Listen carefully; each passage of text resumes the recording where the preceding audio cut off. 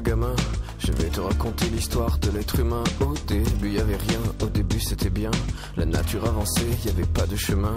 Puis l'homme a débarqué avec ses gros souliers, des coups de pied dans la gueule pour se faire respecter. Des routes à sens unique qu'il s'est mis à tracer.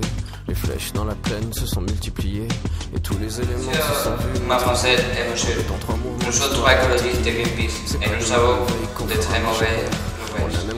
C'est une grave catastrophe. Nous sommes à 2089 et les 99% de l'eau est brûlée. Vous êtes fou? Non, c'est vrai. On retrouvait qu'en 2099 et sera épuisé. Vous pensez que l'eau est éternelle.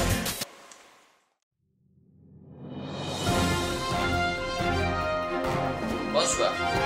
Il vient de m'arriver une dernière nouvelle. Un tsunami vient de se produire. Il a détruit la plupart de notre centrale nucléaire. Les nucléaires sont répandus dans l'océan Pacifique et l'océan Indien. Ils ont complètement arrêté la flore et la faune dans cet endroit de la Terre. C'est un grand impact sur l'environnement. Nous connectons avec notre envoyé spécial. Un tsunami de 30 km a secoué la côte japonaise et la côte d'Indonésie. Donc les centrales nucléaires atteignent seules en train de verser leurs déchets toxiques à la mer.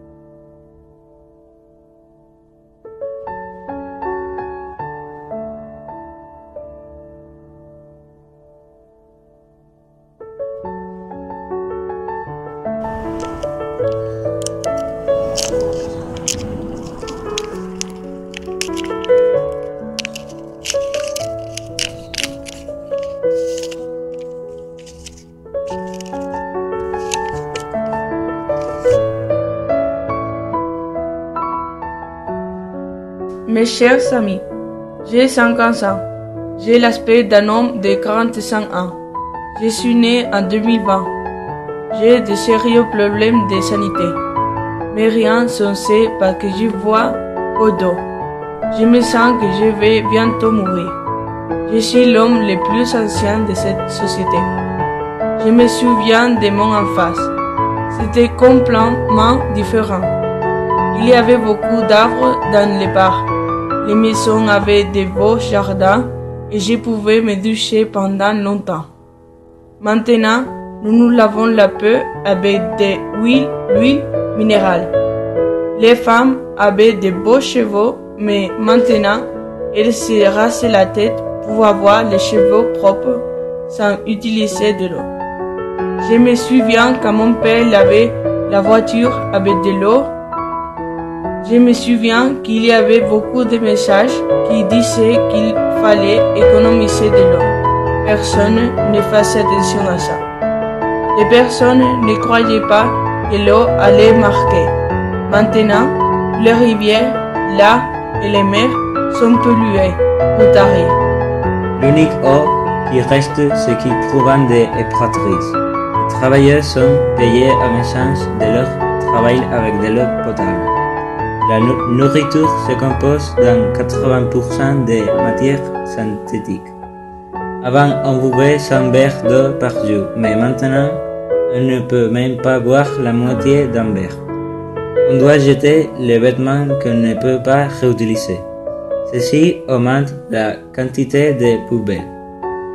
Il y a beaucoup de fausses reptiles coupables de nombreuses maladies. Notre peau a beaucoup de déchirage à cause des rayons ultraviolets qui passent par la couche d'ozone. Les scientifiques font des recherches inutiles car on ne peut pas fabriquer de l'eau. L'oxygène est dégénéré parce que la nature est morte. On doit payer l'État pour respirer de l'oxygène et les personnes qui ne peuvent pas payer sont expulsées du poumon mécanique qui nous alimente. La moyenne de vie est de 35 ans. L'eau est devenue un trésor encore plus important que l'or et les diamants. Il ne pleut jamais, et s'il pleut, il tombe de la pluie acide. Quand ma petite fille me demande comment c'était quand j'étais petit, je lui raconte que c'était tout très beau, avec beaucoup d'arbres et des plantes vertes. Le parcours des cascades, on pouvait pêcher dans les rivières. On pouvait boire de l'eau potable des robinets, 2 litres par jour. Elle m'a demandé pourquoi il n'y a pas plus d'eau. Je me sens très coupable parce que j'appartiens à cette génération qui a détruit ces planètes bleues. Ce sont les dernières secondes de la Terre. La pollution en est arrivée à un point irréversible. Quand je souhaiterais retourner à mon passé pour réagir et pouvoir sauver notre très cher.